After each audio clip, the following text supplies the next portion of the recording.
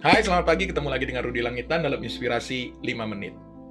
Kali ini saya berkisah tentang seorang anak di Tiongkok yang pada tahun 2006 lalu mendapat penghargaan tinggi dari pemerintahan Tiongkok karena dinyatakan telah melakukan sebuah perbuatan yang luar biasa. Di antara 9 peraih penghargaan itu, ia adalah satu-satunya anak kecil yang terpilih dari 1,3 miliar penduduk Tiongkok. Yang membuatnya dianggap luar biasa adalah perhatian dan pengabdiannya pada ayahnya, di mana ia senantiasa kerja keras dan bahkan pantang menyerah, serta berperilaku dan ucapan yang menimbulkan rasa simpati banyak orang. Sejak ia berumur 10 tahun, anak ini bernama Zhangda. Ia ditinggal pergi oleh ibunya yang sudah tidak tahan lagi hidup bersama suaminya yang sakit keras dan miskin. Dan sejak hari itu, Zhangda hidup dengan seorang papa yang tidak mampu bekerja, tidak bisa berjalan, dan sakit-sakitan. Dalam kondisi yang memaksa itu, seorang bocah yang pada saat itu berumur 10 tahun mengambil sebuah tanggung jawab yang berat. Ia harus sekolah, ia harus mencari makan untuk papanya, dan juga untuk dirinya sendiri. Ia juga harus memikirkan obat-obatan yang pasti tidak murah untuk mengobati ayahnya, dan dalam kondisi seperti itulah kisah luar biasa Zhangda dimulai. Ya, memang Zhangda masih terlalu kecil untuk menjalankan sebuah tanggung jawab yang berat. Ia adalah satu-satunya dari sekian banyak anak yang harus menerima keadaan hidup yang pahit. Tetapi yang membuat Zhangda berbeda adalah ia tidak menyerah. Hidup harus terus berjalan, tetapi aku harus memikul tanggung jawab untuk meneruskan kehidupan papaku.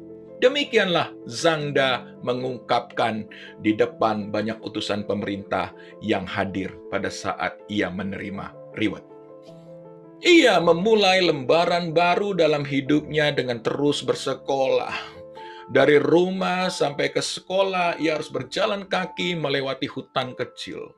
Dalam perjalanan itulah ia menemukan daun, biji-bijian, dan buah-buahan yang ia gunakan untuk makan.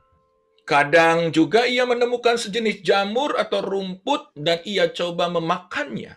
Dari mencoba-coba itulah kemudian ia tahu mana makanan yang masih bisa ditolerir dan mana makanan yang tidak bisa ia makan. Setelah jam pulang sekolah di siang hari dan juga sore hari, ia bergabung dengan beberapa tukang batu untuk membelah batu-batu besar dan memperoleh upah dari pekerjaan itu. Hasil kerja sebagai tukang batu ia gunakan untuk membeli beras dan obat-obatan untuk ayahnya. Sahabat, hidup seperti ini Zhangda jalani selama 5 tahun.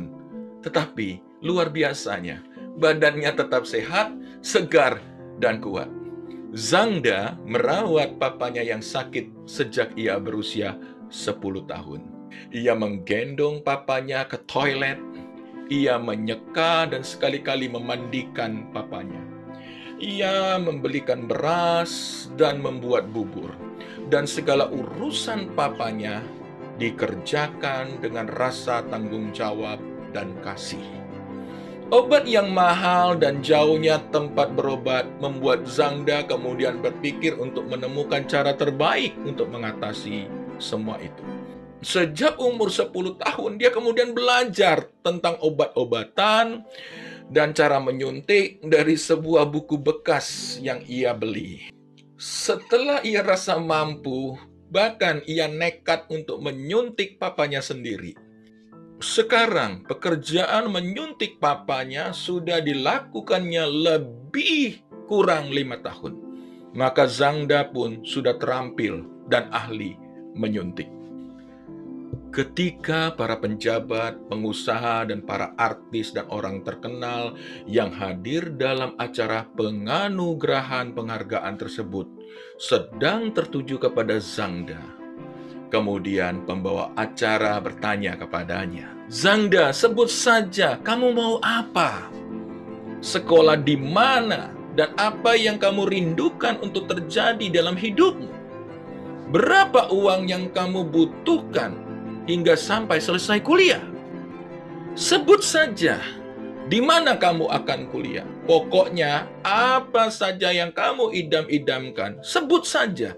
Di sini banyak pejabat, pengusaha, dan orang terkenal. Bahkan saat ini juga ada ratusan juta orang yang sedang melihat kamu melalui layar televisi. Mereka bisa membantumu." Zangda pun terdiam dan tidak menjawab apa-apa. Sang MC pun kemudian berkata lagi kepadanya, "Sebut saja, mereka pasti membantumu." Beberapa menit Zangda masih diam.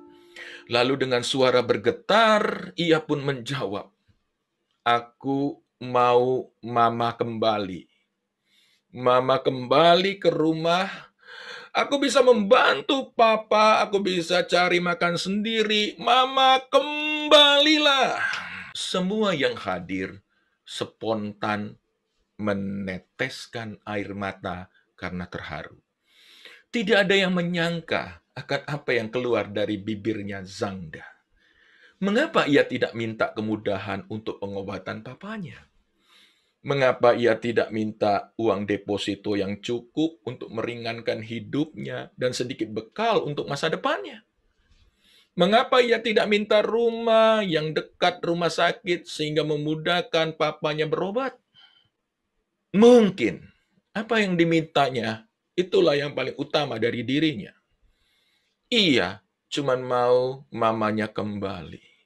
"Aku mau mama kembali." Sebuah ungkapan yang mungkin sudah dipendamnya sejak saat ia terakhir melihat mamanya meninggalkan dia dan papanya. Kisah ini bukan saja mengharukan, tapi juga menimbulkan kekaguman. Seorang anak berusia 10 tahun dapat menjalankan sebuah tanggung jawab yang berat selama 5 tahun. Kesulitan hidup telah menempa Zangda menjadi sosok anak yang tangguh dan pantang menyerah. Demikian kisah inspirasi ini. Semoga ini memberikan kita selalu semangat dan kebahagiaan. Salam Jos Gandos. Jadilah pribadi yang top. Uhui.